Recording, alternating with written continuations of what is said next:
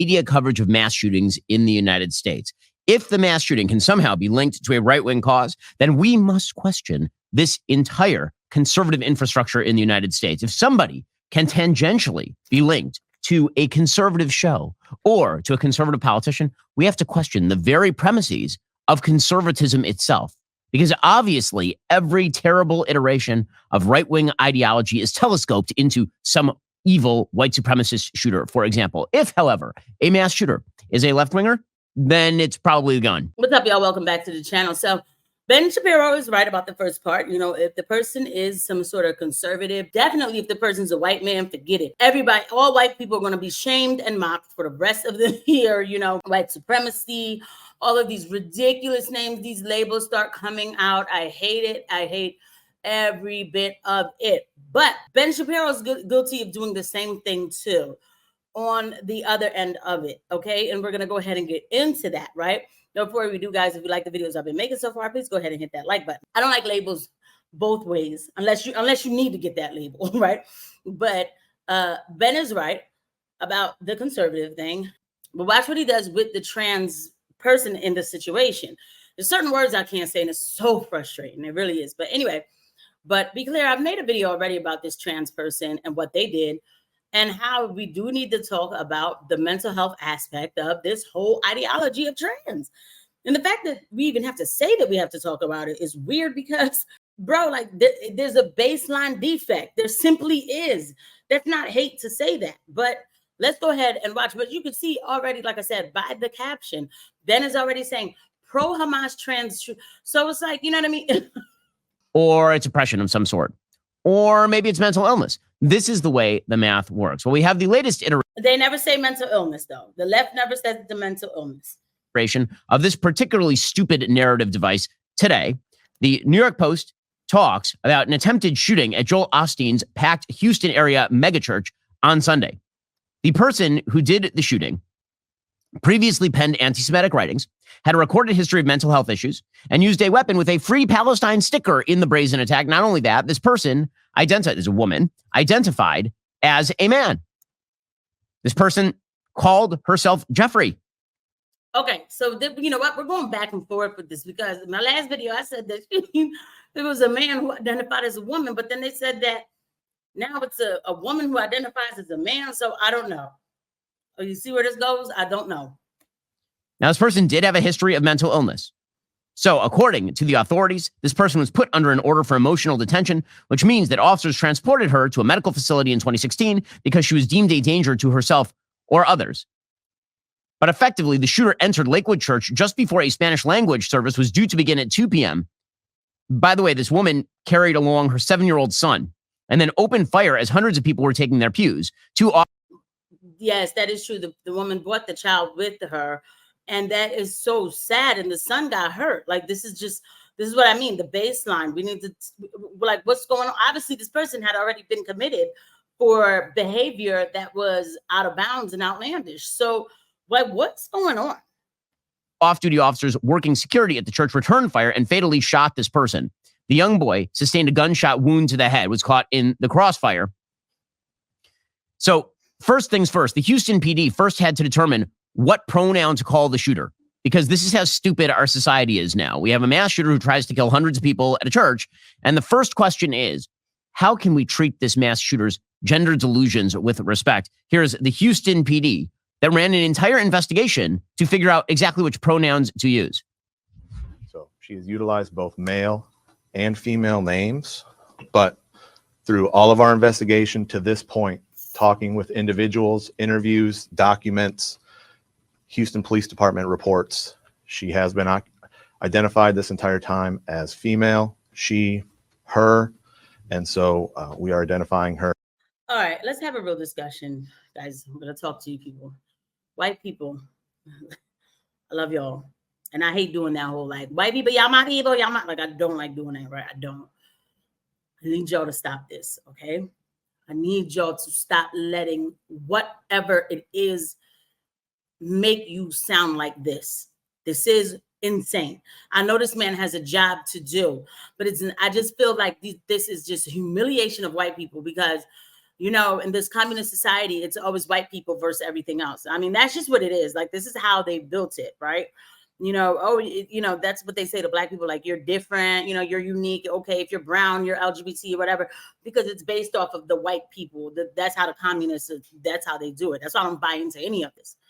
But this to me is a self-flagellating. It's just some sort of ritual on camera where this man has to talk about figuring out what kind of pronouns to use for somebody who came in and caused such a horrendous situation to happen at that church. What are we doing? Her as Genesee Moreno, Hispanic female. We certainly must, take all proper care to ensure that people who attempt to murder other people are called by the gender pronouns they themselves selected. But we do have a spate of shootings by people who are trans identified in the United States.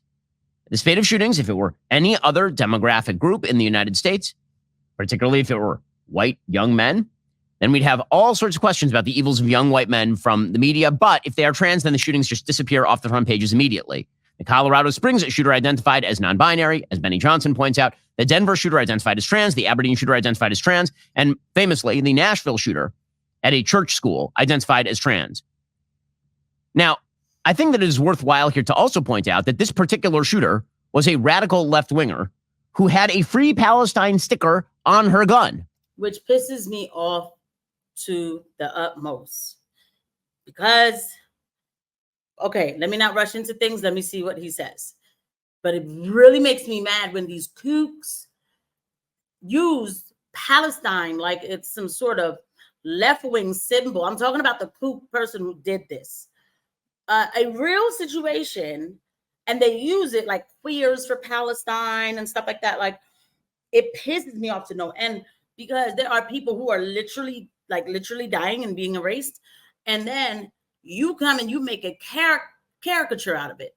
You mock it, and it really infuriates me, because the child in Palestine who has a bomb coming from the sky, right? Not from the sky, but kids, that's how they think it's coming actually from the plane, dropping on them.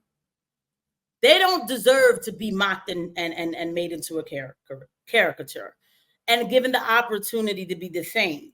Okay? But let's see where Ben goes with this. This particular church happened to be attended by a largely pro-Israel audience. And it is also worth pointing out, again, how the narrative process works. So, for example, when a few months back, 3 Muslim American university students were shot in Vermont, the entire media went berserk, suggesting that this must have been some form of right-wing attack on Muslim students. This was a spate of Islamophobia. And this, of course, is because the media were trying to establish at the time a parallel between, quote-unquote, Islamophobia in the United States and anti-Semitism in the United States, which has radically spiked. And this culminated in the President of the United States issuing a statement from the White House in which he said, "Jill and I were horrified to learn that 3 college students of Palestinian descent, 2 of whom are American citizens, were shot Saturday in Burlington, Vermont. We join Americans across the country in praying for their full recovery, and we send our deepest condolences to their families. While we are waiting for more facts, we know this: there's absolutely no place for violence or hate in America." And then this, of course, turned into a broader story about Islamophobia in the United States. It's the reason why Joe Biden put out a statement on this particular shooting. There are lots of shootings in the United States every single day, particularly in places like Chicago. But this one drove attention from the White House because it backed a particular narrative. Now, it turns out that that narrative actually didn't work, because the shooter in this particular case actually had expressed support for Hamas in the past. This person, again, had a history of mental illness. And the person also, because of that history of mental illness, happened to support some pretty terrible people, radically anti-Israel. And so that story just magically disappeared from the headlines. The reason... But we could also talk about the story about the little 6-year-old boy who was ended by the landlord because he was Palestinian. So that's why I don't do, this episode is turning into something else, because I'm trying to see how far he's going. But that's why I don't do the individual stories, because we can find, for the one story that's wrong, you can find a good 5 that are right. You know what I mean? But I don't go into that both ways. Let's be very clear. And I don't think that anybody should be hurt based on who they are. The reason I point this out is because every time you see a shooting and the media declare whether the shooting is a national story or a local news story, look for the narrative. And it tells you exactly where the media are on every single issue. The media are pro-trans and the media are anti-Israel. And because they are pro-trans and anti-Israel, this story will be disappeared like it never happened. We'll pretend that the ideological motivations of this person absolutely do not matter. And the media will then revert to a mental illness check on the person. Now, again, mental illness, I think that's a plausible explanation for this person. But the media couldn't have realized this person had a mental illness problem until this person actually participated in a shooting. So again, the media's narrative structure is undefeated. He's right. The media's narrative structure is undefeated, though I will say with this part in the media, you know, when it comes to this story, there's the other part, though, that she was married to a Jewish man. And I think the Jewish man's mother is a rabbi, you know, so you see what I'm saying? You know what I mean? So I don't know. You know what I mean? It's like, hey, this person is doing this, acting in this behavior, but been around, you know, Jewish people and everything. So it's all a mishmash, hodgepodge. And guess what? None of that means anything at this point until, you know, it doesn't mean anything at this point. What means something is that there's a kook running around here acting like this. That's what it means. It means that more people need to be either medicated or put away if they're a danger to themselves and others. I mean, there's just no other way to say it. Where we need to be paying attention to what's going on around us, what's going on in society. That's the bigger picture to me. Okay, because if we want to go there, like there's connections, all kinds of connections. So, hey, he's going to bring that out. I knew the whole, you know, when I heard the sticker thing, it's not his fault. Of course, he's going to bring it out. I'm not mad at Ben for bringing it out. What else is he going to do? Right? And it turns into a whole nother subject that I'm not covering on this episode. But the fact is, I don't want anybody getting hurt, period. What happened was horrible. And there's a lot of people who are running around mentally unstable, and all we're doing is celebrating them, and that needs to stop. I'll see you guys at the next video. Bye.